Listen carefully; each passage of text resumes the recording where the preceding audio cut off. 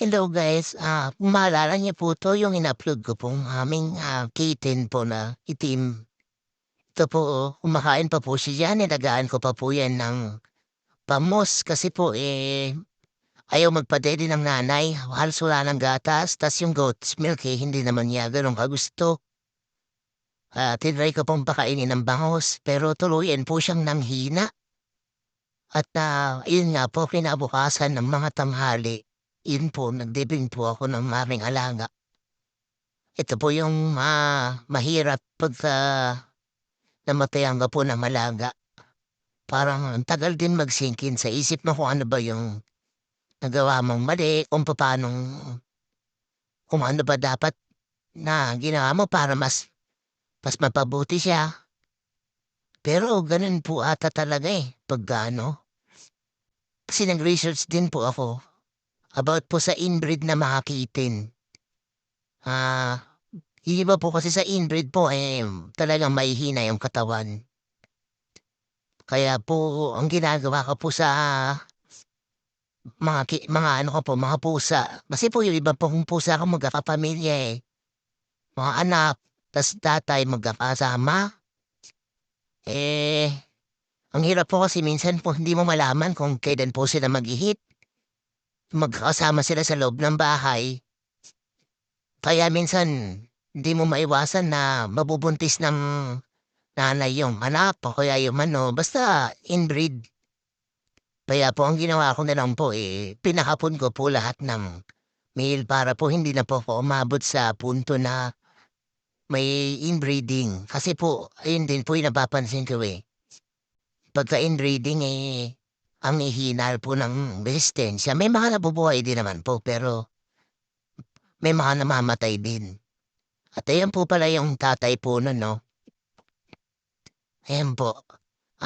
Bale nilulutuan ko po sila ng ano, yung mga male, nilulutuan ko po ng bangus, ta's nilalagyan ko ng cat food, hinahaluan ko po.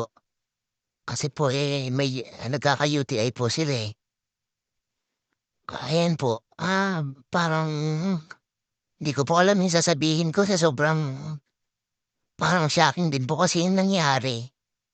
Hindi ko alam na akala ko po kasi talaga masu-survive, mabubuhay kasi malakas pong kumain, tapos,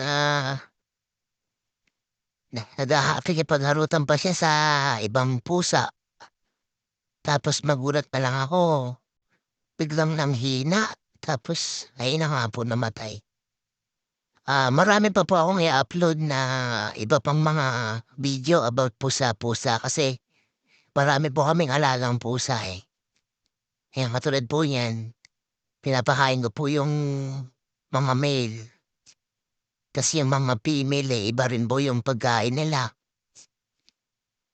Kung meron po kayong mga alaga, iwasan niyo rin po yung ano, yung kung papaano po makokontrol yung mahirap po kasi talaga i-control minsan 'pag magkakasama sila, na mabubuntis ng magkakamag-anak yung kamag-anak nila. Kasi yun po yung magdudulot ng inbreeding kasi hindi po talaga maganda kahit po i-research niyo pa po. May mga nagiging defect po at saka mahina po yung kitten. Oo, ayun lang po yung mapapayo ko.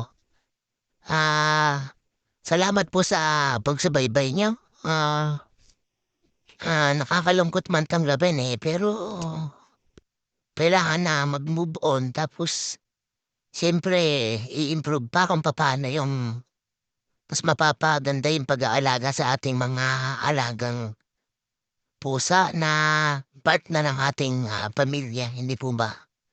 Yan po yung ano, mga tawag dun, mga mail ko po, yan. Kung mapansin niyo po, inaano po nila yung sabaw.